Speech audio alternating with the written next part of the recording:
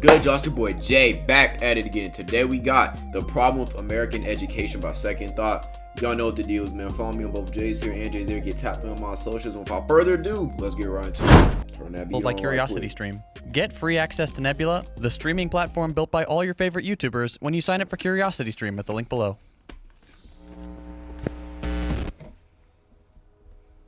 In the United States, we like to Let me see if I can increase that quality right quick, playboy.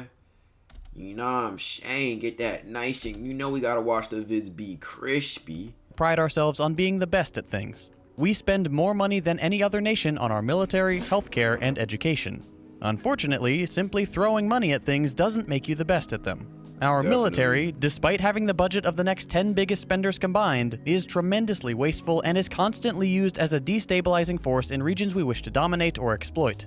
Our healthcare system, despite Despite America's healthcare system having a lot of resources, my boy, there's a reason why people would rather just dug it out versus going to the hospital. You know what I'm saying? You sick? Nah, I'll be alright, bro. Just pass me the ginger ale and you know what I'm saying? A cough drop. Because them hospitals gonna charge you crazy. You feel Occupying me? the world's #1 spot for per capita expenditure, is routinely ranked the worst in the developed world in terms of access, efficiency, and effectiveness. While each of these topics deserves its own video, in this episode we're going to focus on the US education system, why it's failing our students and teachers, and what we can do to fix it. Yeah, as someone who's in school right now currently, I'm seeing a lot of it's sad to see, man, a lot of students don't even care about their school. They don't care at all. And the ones who do are just chat GPTing, AIing everything, not doing no type of work themselves. It's crazy. Think back to your time in school. What do you remember? Early mornings, long windowless hallways punctuated by locked doors. It's that prison look. It's that prison look. What do you remember? Early morning. Thankfully, my high school doesn't look like this. My high school is very spacious. I will give my high school that. Like, their hallways are big and long. You know, they have artwork on the side. They got trophies. You know, there's like an upstairs. The upstairs is long. Like, the high school I walk through, it doesn't feel, at least from an aesthetic standpoint, it doesn't feel like a prison. They got light coming. Like, the hallways are always light, and it's like light from the sun, so it's not like the hallways of my school do not really be feeling like a prison. But yeah, this does feel like a prison. Like this. Yeah, this some jail shell shit. I ain't gonna front. Mornings, long windowless hallways punctuated by locked doors, a strictly regimented schedule. Your school life was dictated by the authority of the teacher, who conditioned you with countless commands every day. Sit down, open your textbook to page 10, stop talking, line up. You were punished for speaking to classmates, making a joke, or coming in a single minute late. You had to get permission to use the restroom. Class started with a bell and ended with a bell. There's another kind of institution that follows a similar structure. It shouldn't come as a surprise that in the US, many of the same architects who designed our prisons also designed our schools. For many, and they give us the same lunch, that school lunch. The school lunch, in some, I don't think it's as bad as prison food, at least my school lunches. My school lunch, they got some alright. They got some that's alright, some calm, you feel me? The orange chicken hits, like the little French toast sticks be hitting. But I ain't gonna lie, some of the stuff they be serving, that shit straight slop, bro. All that Mexican food, like, and I'm cool with Mexican food. I'm not going to say it's my favorite, but I'm cool with eating Mexican food. But the stuff they be serving, boy, it would tear my whole stomach would be shat out within 30 minutes. I'm not going for that.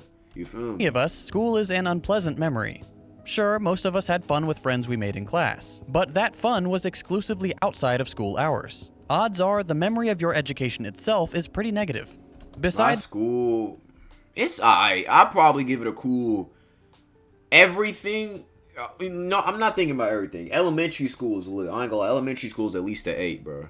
Middle school is probably the lowest. Middle school is probably like 6th, 7th, and 8th grade. I damn near remember nothing from those eras. I ain't gonna lie. I'll give it like a 5.5 or something, maybe a 6. Nah, there was some decent. I'll give it like a 6. And then high school for me has been like a 7. I've actually very much enjoyed my high school experience. I can definitely say I've enjoyed my high school experience, right? Now, there's points where it's like, this is ass, but I look back at my sophomore year, my freshman year, and currently the past couple months of my junior year and think, this is alright, this is calm. You know, it's like, I don't hate school. Like, in middle school, I hated, like, I dead hated school. Like, I would watch video after video about why school sucks, school's ass, da da da da. You know what I'm saying? Really get into it. But now I'm like, some stuff is good, right? Some stuff is bad, and some stuff is just kind of, it's neutral. You feel me? The experience of attending American school, the outcomes the system produces are also less than stellar. Despite our cultural obsession with getting American students to perform well in standardized tests, COVID nuked the whole. I ain't gonna lie, COVID nuked the American education. I think COVID. We're gonna be talking about COVID in history books like 50 years down the line, in relation to what it did to like my generation, Gen Z. Like, if you are a Gen Zer, bro, and your education got nuked during COVID, I'm not even gonna lie, like, it's done. Like, you're cooked, like, you're fried, my nigga. I'm not even gonna, like, you're cooked, you're fried. Like, everybody went virtual, niggas was just playing on the game, scrolling through, and they had TikTok and Instagram Reels, like, bro, niggas came out the pandemic dead-ass, like, mentally handicapped, damn near. You feel me? Like, I don't even think I think as a collective, we haven't recovered from what the pandemic did to our minds and our ways of thinking from 2020 to, like, mid to late 2021, where we were all just locked up indoors. Our scores fall squarely in the middle of the pack compared to other industrialized nations. This single-mindedness also has a more critical consequence. By demanding our teachers simply prepare students for testing rather than fostering an actually effective learning environment, we end up with students who not only forget everything they crammed into their heads immediately after taking the test, but who also lack the skills required to learn effectively. Yeah, I've definitely had that experience before. Where you study for the test, then take the test, you're done. You don't even use that shit no more. Because why would I? You feel me? Like, that's also why I think a lot of kids just cheat on everything, right? They use AI, they be chat GPT and everything. It's gotten crazy. Like, you can dead take a photo, they'll give you the answer, the breakdown, the reasoning behind the answer. Like, it's dead insane how much work you can do without even having to try or apply yourself even remotely. And that's definitely going to be an issue, because the less it's like your brain is a muscle. In the same way, if you stop lifting weights, you stop doing physical activity, you're going to get weaker, you're going to gain more fat, and your muscles are going to, they're not going to be as strong. Same thing for your brain. If you scroll all day on Reels and TikTok and Shorts, and you don't read or ain't study any material, your brain, your shit is dying, my nigga. You got to use that muscle.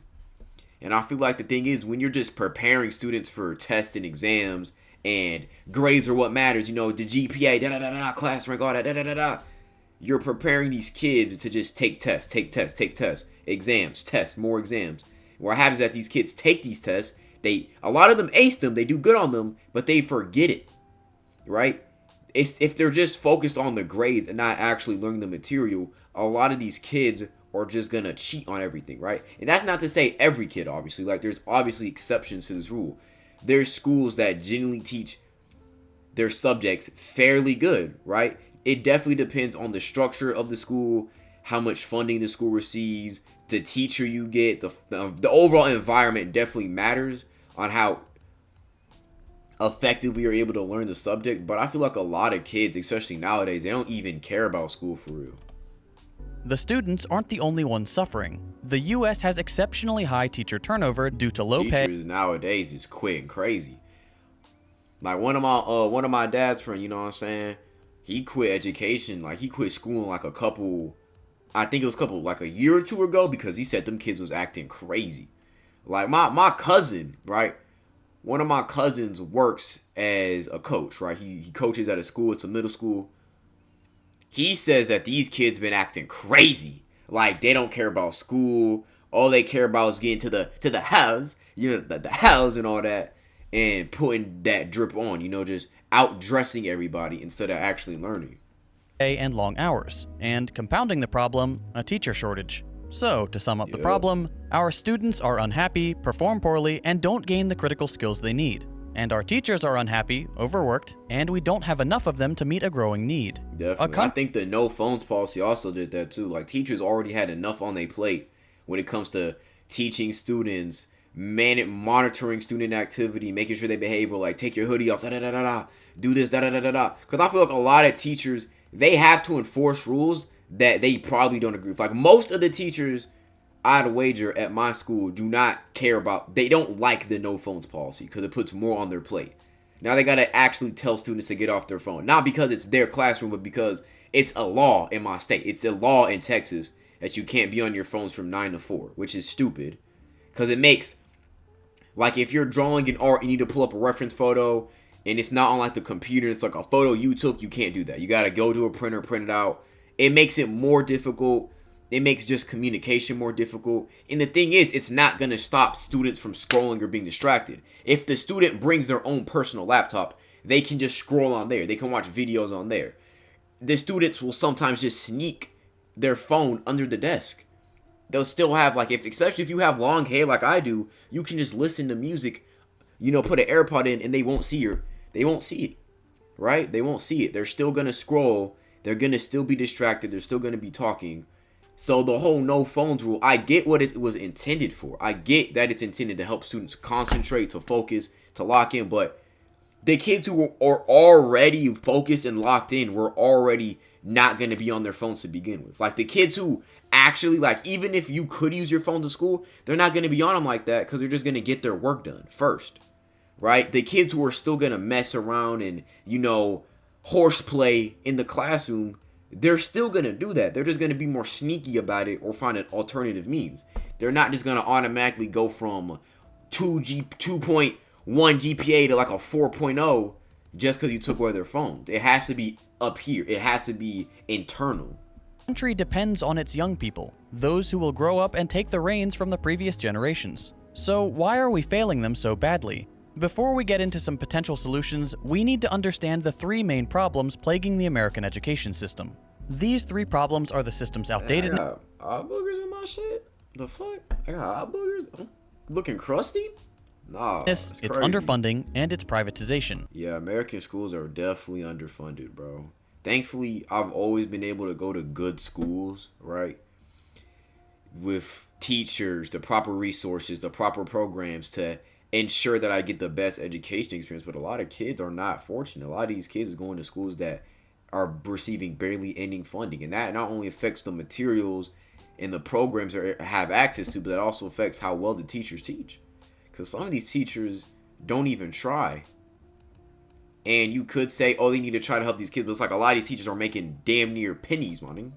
The lack of funding and the rapid privatization of the education system go hand in hand. So let's start there. When you think of the average school, whether elementary, middle, or high school, you're generally thinking about a public institution. That is, a school that is federally funded and tasked with providing education to all people of the appropriate age in a given school district free of charge. Public schools have existed in the US since before it officially became a country, but the first Board of Education was established in Massachusetts in the year 1837. The person spearheading the education initiative, Horace Mann, believed that public education was the best way to overcome poverty, bridge social gaps, and prepare young people to enter the workforce. The Federal Department of Education was established 30 years later, with the goal of standardizing and helping to implement education across the country. Imagine being able to build... Yeah, but education is definitely integral to a society. Especially if you want to bridge social gaps and, prejudice and all that. What may be surprising to some is that private schools actually predate public schools in the US. As early as the 1660s, individual teachers were offering their services to young people and adults as a way to supplement their income. This private schooling often took place in the evenings, and was less structured than typical day school. By the beginning of the American Revolution, private schools had become pretty well established and were favored by those who could afford their fees. Fast forward to more modern times, and, like with healthcare and infrastructure, we begin to see a problem with accelerating privatization. The practice of privatization is simple. It entails the handing off of once public responsibilities to privately owned companies. Since the 80s, there's been a consensus, a deeply flawed one, but a consensus nonetheless, that there's nothing the government can do that the private sector can't do better. The word better is doing some heavy lifting here. Private companies often get things done more quickly or with a greater profit, but what free market enthusiasts fail to realize is that the outcomes are incredibly damaging, as is the case with American healthcare, or extremely fragile, as evidenced by private infrastructure projects. Take the Texas power grid, for example. I remember this. 2022, it was February. This was one of the wild, it was like a week. I think it was at bare minimum like 4 days where niggas ain't have power. It was snowing. There was wrecks all along the highway and the roads. This shit was wild, bro. It's entirely deregulated. Like, nigga, this was some, like, apocalyptic. Like, if this went on for another week, we would have probably had arsons in apocalyptic conditions. Because Texans are not built for snow, money. This allows them to cut costs and make a greater profit. It also sets them up for disaster, as we saw with the recent winter storm that completely knocked out the state's power and left millions stranded in freezing conditions. Of course, a crisis like this is considered an acceptable risk when there's a nice profit to be had. This free market logic has slowly seeped into the realm of education. Over the past couple of decades, various federal initiatives have provided parents the option of using federal funds to send their children to private schools, whether by providing so-called school choice vouchers or allowing for the possibility of school transfers, where students can move from low-performing schools to higher-performing private schools. This has led to a number of problems. The most obvious is that by spending federal money to incentivize parents to enroll their children in private school, they've robbed public schools of badly needed funding. Why spend money to move kids around when you could simply fund the schools that are designed to be funded by that money? Because of this practice, public schools face a vicious cycle. There's not enough money to pay teachers, so teachers leave, which leads to more students in each class, which overwhelms the remaining teachers. There's not enough money for school supplies or even basic school maintenance, which leads to unsafe learning environments. These problems compound over time, which makes the schools perform worse, which then suggests to the federal government that they're doing the right thing by incentivizing the move to private schools. Okay, but if the private schools perform better and the average parent can afford them, why not just abandon public schools? There are a few reasons, some innate to how private schools operate and some based on the responsibility of the federal government. First and foremost, it has been long established that the state has a responsibility to provide access to free education to every student. This is non-negotiable, at least for now. If public schools didn't exist, there would be students who could not afford to go to private school. Since education is a right, this is unacceptable. So, for the time being, the federal government cannot reasonably get rid of public schools entirely. The other issues stem from the private schools themselves. By their very nature, private schools are not beholden to any kind of governance when it comes to what is taught within their walls. All they have to do is provide proof that their education meets basic educational standards. This has led to an upsurge in what can be considered reactionary, or as the schools prefer, traditional education.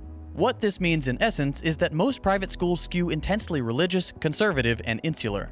Their student body is overwhelmingly white, Christian, and wealthy. Now, there's nothing inherently wrong with a parent wanting their child to get a religious education. But the problem is, in the US, Christianity has been co-opted by conservatism. Gone are— So it's more like indoctrination at that point. Because Christianity nowadays is hand in hand with conservatism and all that. All that shit on the right. So that's more like, you know what I'm saying, you're getting spoon-fed all these crazy ideas. The days when people understood Jesus to be a brown communist from the Middle East, who railed against the rich and preached inclusion, decency, and the value of living humbly. Most American Christians have grafted the language of conservatism onto their faith. Homophobia, racism, unfettered free market economics, and a rabid hatred for anything that could be considered even remotely socialist. This is not by accident. The political right has adopted religious, patriotic language in an attempt to secure a large and dedicated voting bloc, evangelicals, and it's worked. In modern private schools, and I should know, I attended one, it's not uncommon to see PragerU videos shown in class.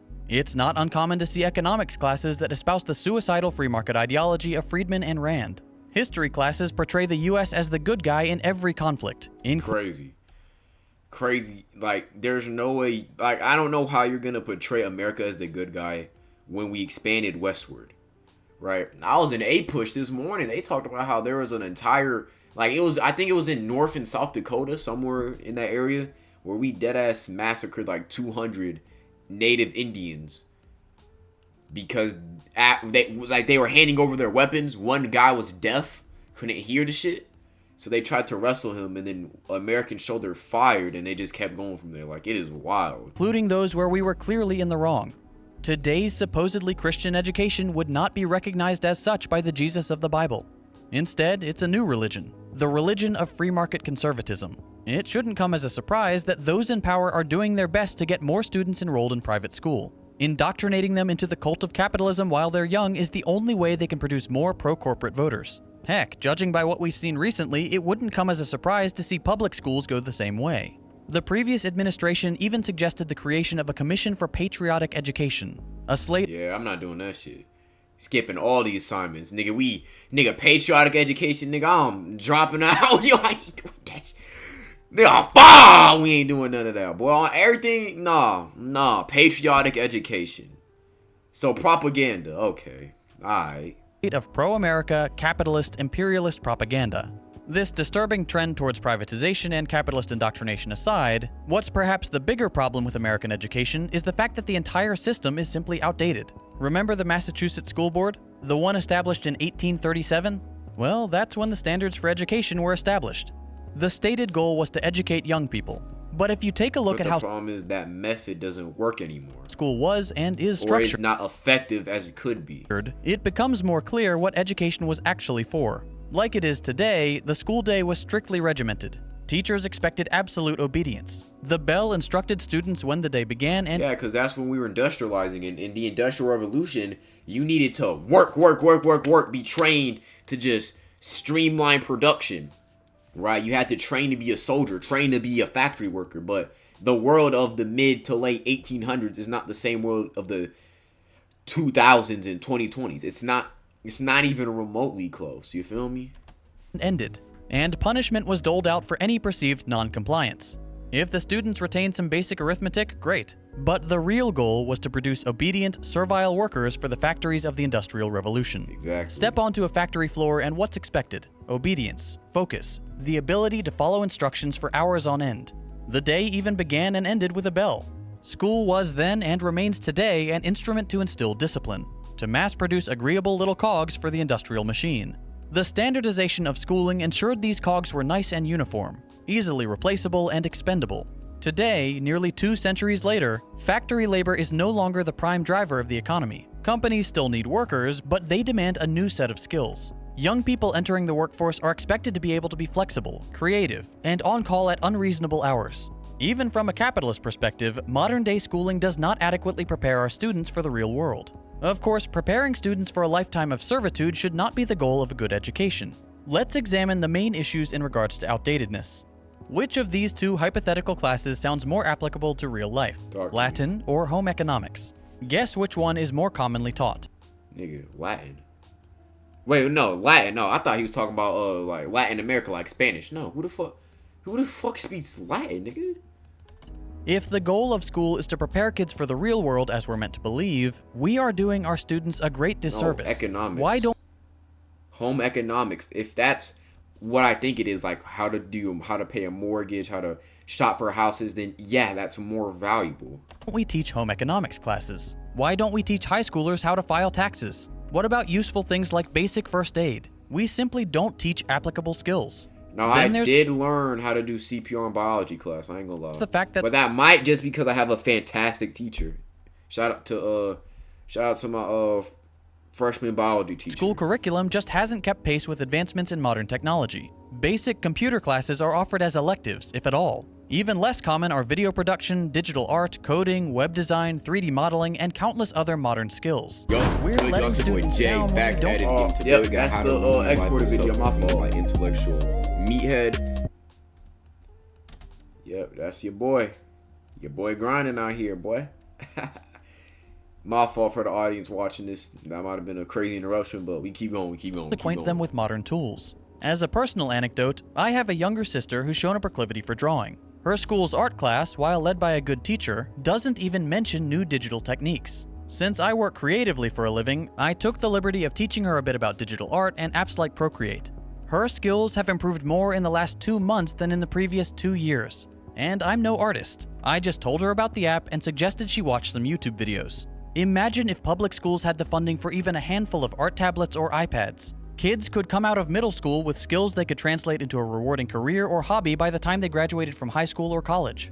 Okay. Yeah, that's the thing. Like, you have to teach yourself a lot of skills in school if you really want to be that guy and make money and be successful in the real world. Like, school did not teach me how to do none of this internet shit. And I'm not saying school has to teach you to be a YouTuber, but I'm saying, like, with how much you have to use computers and technology and how profitable video editing and production and thumbnail making is, you'd think that would be like a course. I don't know if my school has one, bro. Like a video editing course, right? You feel me? Like that should be one. Like that should be an elective. Like I taught myself everything, bro. How to edit, how to record, how to do OBS, how to how to fix the windows. Like, nigga, I've taught myself so much info on computers and editing and making thumbnails. Like, I had to teach myself all that. All of it. Like, this Windows 8.1 that I'm recording this on, boy, this thing be, you know what I'm saying, messing up very frequently because it's an old model. This is my grandma's computer. She let me use it, and it's been a thing for like 10 years. So I had to, you know what I'm saying, dust it off, clean off the files, clean up control panel, you know, device manager. Had to flip that bit over, unscrew the, you know what I'm saying, unscrew the screws, clean up the actual, you know, software of the computer, clean up the actual, like, you know, material components of it to make sure it runs smoothly. And I've had to do that multiple times. School didn't teach me how to do that. I had to learn that shit myself. And I think that's the problem. Like, a lot of these important skills, like how to administer first aid, how to fix a laptop or a phone if it stops working, like these basic skills that most, if not all, adults should learn in developed worlds or even just regular countries, right? Not to be rude or anything, but I'm just saying, like, especially in developed countries where we have the funding, the resources, that technology to do this, it's crazy that a lot of students are coming out of high school not knowing how to make a resume, not knowing how to pay taxes, not knowing how to, you know, do a mortgage, not knowing a lot of this basic, you know, important info whatsoever. So what are some solutions we could pursue? It's all well and good to say teach better classes, but that only addresses part of the problem. The root cause of many of the issues our education system faces is that we simply don't have an incentive to teach our students. As with anything in America, if there's no financial incentive, nothing will change. The profit motive is the bottom line. Private schools have an incentive to at least prepare students for standardized testing, so that their parents will be happy and keep paying tens of thousands of dollars per year for tuition. But that education comes packaged with truly damaging ideology, so making private schools more accessible would not be a long-term solution, as those students would go on to pass even more ludicrous free market education reforms. Vocational schools are an option if we truly believe the only purpose of education should be to prepare students for the job market. There's a lot to be said for picking a trade and excelling in it. Electricians, welders, AC technicians, these are all critical roles in our society. One problem with vocational schools is that they typically come with a tuition, which can be a difficult burden for many families. Homeschooling is another option, though in the US, it often carries a similar connotation to private schools. Many homeschooled children come from very religious backgrounds and are kept separate from other kids their age, which can lead to serious developmental issues. That being said, there are plenty of homeschooling programs that include on-location learning, such as in museums or on community college campuses. This offers a more diverse, hands-on experience for students and can provide an excellent learning environment depending on the child. Now, that right there is something we don't discuss enough in the US. Appropriate education depends on the child. We don't all learn the same way. Some students learn more quickly than others. Some require hands-on experience. Some learn simply by watching or listening. By creating one single, standardized educational template, we're trying to standardize a whole spectrum of humanity, and that just doesn't work.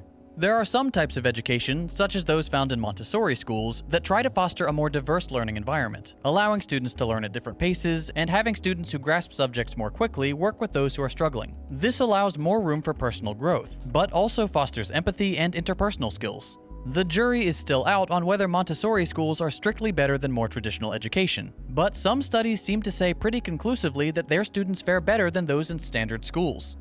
Overall, the moral of the story is that, like always, privatization is harming the majority in the pursuit of ever greater profits. The defunding of public schools has caused our country to slip further and further behind our peer nations. Our inability to keep up with the times has produced students who are woefully under-equipped to compete with students from other countries. Even from a capitalist perspective, it should be clear that our education system isn't working. And maybe that's the point. Maybe for the ruling class, it's desirable for the average American student to fail, so that they're forced to take the lower-paying jobs that generate huge profits for their executives. Whether that's the case or not, I think it's safe to say that we cannot expect the federal government to solve the problem. For at least the past 40 years, they've been completely controlled by massive corporations, and will continue to niggas is trying to hoe us. trend towards suicidal free market non-solutions. Instead, I would suggest that education on the community level could be a worthwhile endeavor. If we expanded the idea of homeschooling to include other members of your community, we could create localized educational templates that not only allowed for more individualized expression, but also catered towards the needs and unique perspectives of each community. Local experts could teach small classes in their respective fields. Students could learn the history of their town, city, or region. Parents could build a network of trust where they could all help supervise or teach each other's children, which in turn would strengthen the community, fostering cooperation, friendship, and empathy. These communities could engage in sort of small-scale exchange programs, day or week-long trips where students could experience the realities of different communities, which would provide them with worldly experience and a refreshing change of pace. We tend to get stuck in the notion that what we have now is the only possibility, whether that's in regards to healthcare, entire economic systems, or education. There are so many improvements we could make, so many possibilities worth exploring, and few are more important than how we teach the next generation. More and more often, young people are turning to alternative sources for their education. YouTube is a great one. I've learned a lot just from watching Chemistry, math tutor, and all those Indian tech support dudes came in clutch so many times. Videos on topics I'm interested in. Another great place to learn about all sorts of interesting topics is CuriosityStream. If you like today's video... Tight. Is this the end? I think it might be the end of the vid. Yeah, that's the end of the vid. I bet. Yo, shout out Second Thought, man. Shout out Second Thought. But with that being said, it's your boy Jay. Let me know what y'all think in the comments about U.S. education. Let me know what y'all think. But that's the end of this vid. Stay healthy, stay wealthy, and stay blessed. And I'm out.